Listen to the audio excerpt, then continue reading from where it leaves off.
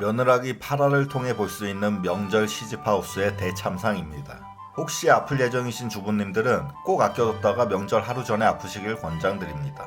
아침을 깨우는 시끄러운 도마소리, 마치 누구 들으라는 듯이 신명나게 두들겨주고 계십니다. 도마소리에 눈을 떠 남편을 깨우는 민살인. 지네 집인데 먼저 나가보라고 하고 자기는 잠만 청하네요. 질수 없는 살인이도 좀 더 잡으려고 했지만 결국 실패. 마치 출근하듯 먼저 나갑니다. 며느라기 8화. 추석이란 무엇인가? 어머나, 도마지 소리에 깬 거니? 마치 아무것도 모르시는 듯 묻습니다. 신경 쓰지 말고 들어가서 더 자. 네 하고 진짜 들어가서 자버리면 재밌을 것 같습니다. 모닝 눈치를 보면서 시어머니께 도와드릴 것을 여쭙는데 어젯밤에 작은아버지 아들 내외가 왔다면서 알려주시네요. 며느라기끼리 반갑게 인사를 나눕니다. 밖에서 보면 참 반가울 인상들인데 만난 장소가 썩 좋지가 않습니다. 슬슬 요리 노동을 시작하는 두 사람. 어색하네요. 살인이가 먼저 입을 뗍니다. 작은 어머님은 같이 안 오셨어요? 네, 저희 어머님은 이제 명절 때 큰 집에 안 오기로 하셨어요. 아직은 영문을 잘 모르는 민살인. 그제서야 나온 장꾸러기 남편, 자기가 하겠다고 하네요. 대충 도와주는 신용이라도 하는데 시어머니가 바로 달려옵니다. 어머, 얘 좀 봐. 네가 이걸 어떻게 한다 그래? 자기 아들은 팔다리가 없나 봅니다. 기겁을 하는 시어머니를 보고 고개를 갸우뚱하는 민살인. 왜 못하지? 7살인가? 때마침 시아버님께서 나와 남편에게 컴퓨터를 고쳐달라고 하십니다. 거봐, 빨리 가봐. 이때다 싶어 아들을 방으로 보내는 시어머님. 제가 이런 걸 어떻게 한다고.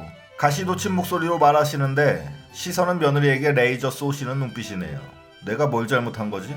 처음 경험하는 시댁 명절 풍경에 어리둥절 가엾은 며느리 민살이. 풀이 죽어있는데 다른 친척들이 왔습니다. 팔다리 모두 멀쩡한 무구형이 소개를 시켜주네요. 이쪽은 둘째 작은아버지의 큰아들 가족, 저쪽은 첫째 작은아버지의 큰아들 가족. 다 모였으니 차례 준비를 하자고 합니다. 누가 시킨 것도 아닌데 남자들은 당연하다는 듯이 쇼파로 가고 여자들은 주방으로 가네요. 상차이라 고생 많으셨습니다. 아니에요. 형식적이긴 하지만 조금이라도 위로가 오가는데 갑자기 아버지가 끼어듭니다. 고생은 무슨 고생, 매년 하는 일인데. 자기가 대신 답변을 합니다. 이 집안의 우두머리 원흉이시군요. 자기 집 제사를 여자가 대신 지내주는데 고마워하기는커녕 그게 당연하다고 여깁니다. 도대체 무엇이 저 아버지의 뇌구조를 저렇게 만든 것인지 참 씁쓸하네요. 어머님의 깊은 한숨. 드디어 차려진 제사상. 차린 건 여자들이고 남자들은 때가 되니 와서 절만합니다. 날로 먹고 있네요. 죽은 사람을 위한 제사에 산 여자들이 생노동을 하고 있습니다. 차라리 회사에 가 있는 게 더 편한 살인. 한숨 돌리고 있는데 무구형이 들어와서 등을 주물러 주네요. 고생했다며 빨리 밥 먹고 가자고 합니다. 아예 안 오는 게 상책인데 잘 모르나 봅니다. 그 와중에 혼자 밥 먹고 계실 친정엄마를 생각하니 더 심란하네요. 구형에게 술을 권하는 작은아버지. 처갓집 가려면 운전을 해야 해서 괜찮다고 하니 작은아버지가 주는 건데 한 잔 받아야지. 술은 먹고 싶은 사람들끼리만 먹으면 될 것을 참으로 이상한 훈계를 당연하다는 듯이 합니다. 힘내서 다시 전장으로 입장하는 살인. 그런데 자리 배치가 이상하네요. 밥상이 명확하게 남과 여로 나눠져 있습니다. 남탕 여탕도 아니고 이게 뭔 21세기 전원일기 풍경인지 도무지 이해하기가 힘든 살인. 살인에게도 어서 오라고 하네요. 여자끼리는 여기서 먹자고 합니다. 그 와중에도 별 생각 없이 맛있게 먹고 있는 순진무구 남편 무구형. 없을무. 저 남편은 뇌가 없을 가능성이 있습니다. 손자가 밥을 더 먹겠다고 하니 남자가 왜 부엌을 가냐면서 말립니다. 당연히 바쁘는 건 살인의 목. 시댁이 온 건지 가정부로 일하러 온 건지 분간이 안 되네요. 무구형은 조금의 개념은 있는지 설거지는 자기가 하겠다고 하네요. 그런데 어린 손녀가 어른들 앞에서 밥상을 닦고 있습니다. 남자애들과 대비가 되네요. 시집 잘 가겠다고 좋아하는 남자 어르신들. 그 얘기를 듣고 빡친 엄마. 너 누가 그런 일 하래? 이리 와. 갑분싸 정적이 감돕니다. 아직도 뭐가 문제인지 모르는 이 집안의 남자들. 초등학교 때 구몬학습이 아닌 남녀평등 학습을 받아야 합니다. 먼저 가겠다며 남편까지 두고 그냥 가버리네요. 약간의 사이다 기운이 느껴졌습니다. 분위기를 틈타 잊은 남자들도 이제 가겠다고 하네요. 결과적으로 손에 물 한 번 안 묻히고 밥만 잘 얻어먹고 가는 남자들. 가족들 우르르 데리고 푸짐한 백반집 왔다 가는 느낌입니다. 이런 집안 분위기는 어린 아이들에게도 고스란히 학습이 되고 있죠. 어릴 때부터 고착돼버린 이런 사고는 도대체 뭐가 문제인 건지 아이들마저도 알 수 없게 만들어 버립니다. 뼛속 깊이 고치려면 한 세기 두 세기로도 모자라겠죠.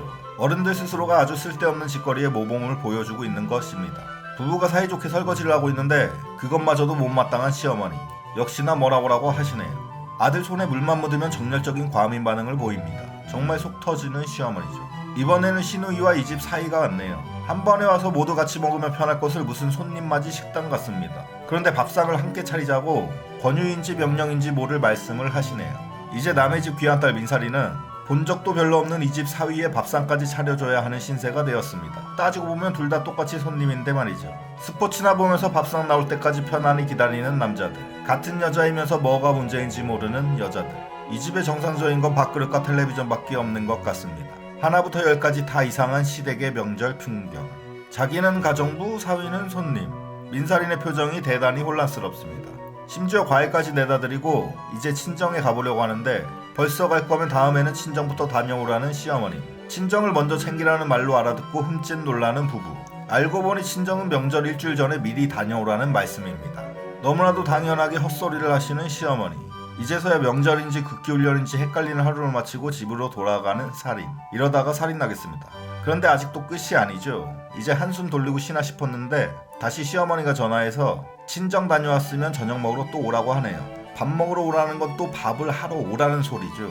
무시무시한 시어머니입니다. 그런데 순진무구 뇌없는 무구형은 그걸 또 민사린에게 그대로 전달합니다. 저런 남자도 결혼을 하는 현실이 신기하네요. 이제는 도저히 참기가 힘든 살인. 가면 또 밥 해야 되잖아. 하루 동안 참아왔던 말들을 남편에게 합니다. 그런데 무구형은 문제의 원인을 돌이켜보기는커녕 가기 싫으면 가지마, 나 혼자 갈게. 졸지에 민사린을 나쁜 여자로 만들고 혼자 나가버립니다.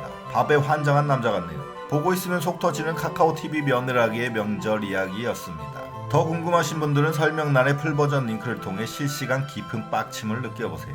감사합니다.